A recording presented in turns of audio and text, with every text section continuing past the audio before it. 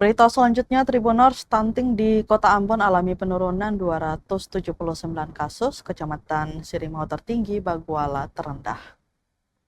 Pemerintah Kota atau Pemkot Ambon melalui Dinas Pengendalian Penduduk dan Keluarga Berencana atau DPPKB mencatat penurunan jumlah anak stunting.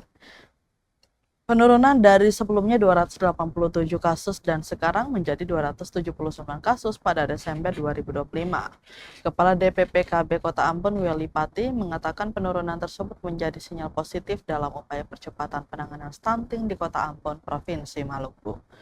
Berdasarkan data DPPKB, kasus stunting terdata pada 5 kecamatan di Kota Ambon, yaitu Kecamatan Nusaniwe 65 kasus, Kecamatan Sirimau 103 kasus, Kecamatan Le Timur Selatan 16 kasus, kemudian Kecamatan Baguala 9 kasus, Kecamatan Teluk Ambon 86 kasus.